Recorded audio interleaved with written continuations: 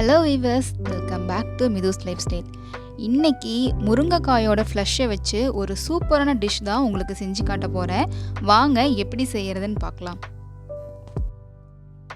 இதுக்கு நல்ல சதையாக இருக்கிற முருங்கைக்காய் எடுத்துக்கோங்க. எடுத்துட்டு இது மாதிரி கட் பண்ணி எடுத்துக்கோங்க. இட்லி பாத்திரத்தை வச்சுட்டு அதில் தண்ணி ஊற்றி அது நல்லா ஹீட் ஆனதுக்கு அப்புறமா இட்லி தட்டை வச்சுட்டு அது மேலே இந்த முருங்கைக்காயை வச்சு ஸ்டீமில் தான் வேக வைக்க போகிறோம். ஸ்டீமில் நம்ம வேக வைக்கிற டைம் எவ்வளோன்னு பார்த்தீங்கன்னா 10 நிமிஷம் தான். 10 நிமிஷத்துலேயே ரொம்ப சூப்பராக குழைய வெந்து வந்துடும். இப்போது மூடி போட்டு வச்சிடலாம். அது நல்லா வேகட்டும். சைடில் 1 கப் அளவுக்கு தேங்காய் துருவல் எடுத்துக்கோங்க.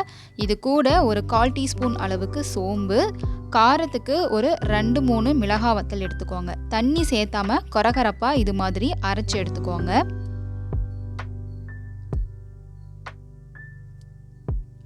10 நிமிஷம் ஆயிடுச்சு. இப்போ ஓப்பன் பண்ணி பார்க்கலாம். இங்கே பாருங்கள், ரொம்ப சூப்பராக முருங்கைக்காய் நல்லா குழைய வெந்து வந்துருச்சு.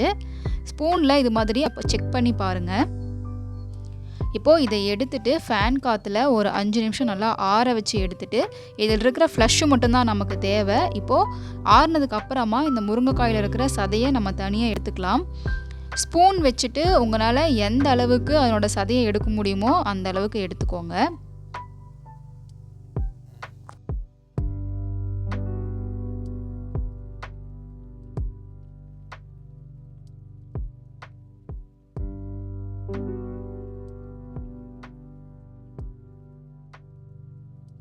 இப்போது ஒரு பேன் வச்சுட்டு அது ஹீட் ஆனதுக்கு அப்புறமா ஒரு 2 டேபிள் ஸ்பூன் கடலை எண்ணெய் ஆட் பண்ணிக்கோங்க. அது நல்லா காஞ்சதுக்கப்புறம் கடுகு போட்டுக்கோங்க. கடுகு நல்லா பொரிஞ்சு வந்ததுக்கப்புறமா கொஞ்சமாக உளுத்தம்பருப்பு சேர்த்து அதுவும் நல்லா பொரிஞ்சு வரட்டும். அதுக்கப்புறமா பெரிய வெங்காயம் ஸ்லைஸாக குட்டி அது மாதிரி கட் பண்ணி எடுத்துக்கோங்க.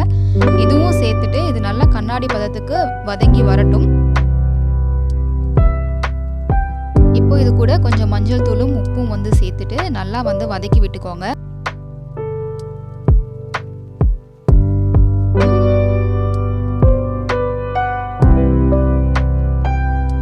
வதங்கி வந்ததுக்கு அப்புறமா ஒரு டீஸ்பூன் அளவுக்கு காஷ்மீரி மிளகாத்தூள் நான் ஆட் பண்ணியிருக்கேன். உங்களுக்கு தேவைன்னா போட்டுக்கோங்க, இல்லைன்னா வேண்டாம்.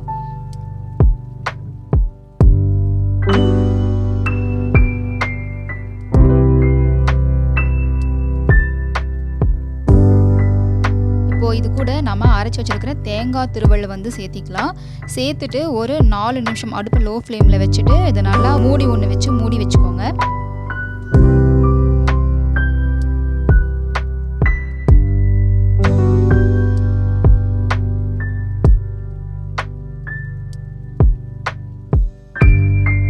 நிமிஷம் ஆயிடுச்சு. இப்போ ஓப்பன் பண்ணி பார்க்கலாம். தேங்காய் துருவல் ரொம்ப சூப்பராக வெந்து வந்துருச்சு. இப்போ நம்ம எடுத்து வச்சிருக்க முருங்கைக்காயோடைய சதையை சேர்த்துட்டு நல்லா ஒரு டைம் கலந்து விட்டுக்கலாம். அவ்வளோதான், ரொம்ப சூப்பரான முருங்கைக்காய் மசால் ரெடி ஆயிடுச்சு.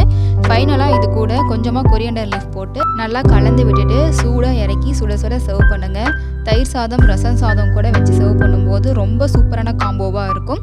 ட்ரை பண்ணி பார்த்துட்டு எப்படி இருக்குன்னு சொல்லிட்டு கமெண்ட்ஸில் சொல்லுங்கள். வீடியோ பிடிச்சிருந்தால் லைக் பண்ணுங்கள், ஷேர் பண்ணுங்கள், சப்ஸ்கிரைப் பண்ணுங்கள்.